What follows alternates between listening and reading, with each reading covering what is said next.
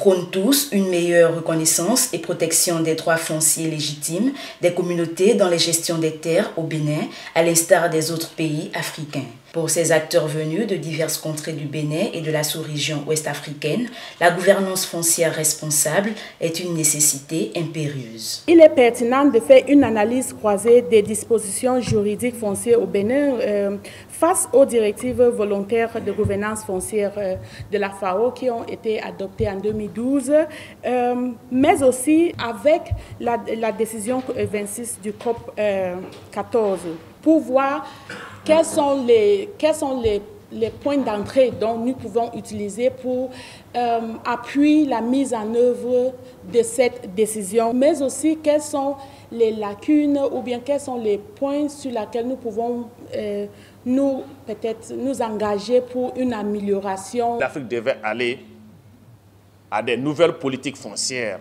Il faut qu'il y ait, à un moment donné, une politique qui peut approcher la légitimité de la légalité. Et c'est pour cette raison de la paix, de la reconnaissance des droits des communautés, de la défense de la justice sociale qui vraiment nous a conduit au soutien des FIAN, des TMG sur le travail qu'on a commencé au Bénin. Le rapport provisoire sur l'analyse croisée est présenté et soumis à l'appréciation d'autres spécialistes. Ces derniers ont à leur tour partagé avec les participants leurs analyses et recommandations. Le code foncier domanial présente certes aujourd'hui quelques failles. Nous en sommes conscients. Et c'est pour ça, depuis un temps donné, il y a un projet de relecture qui est en cours. Aujourd'hui, 75% des paysans et des paysannes en France louent des terres.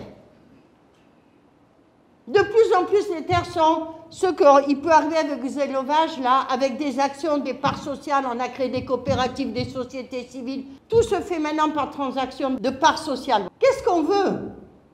Donc, quand les textes arrivent ici, basés sur la France, mais évidemment, on ne parle plus des terres familiales, on ne parle pas de terres collectives.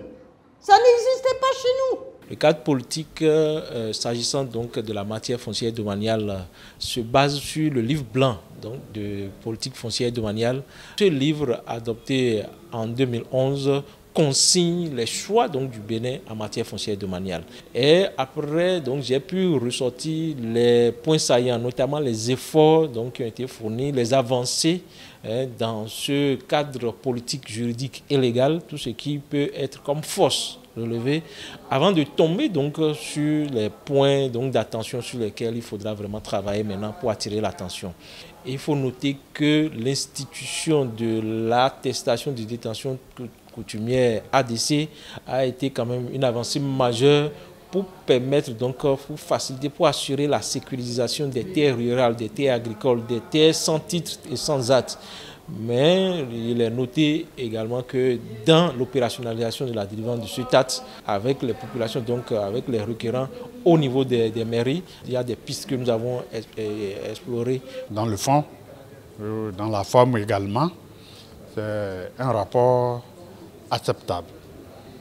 Ceci dit, il y a quand même des éléments d'amélioration que nous avons apportés.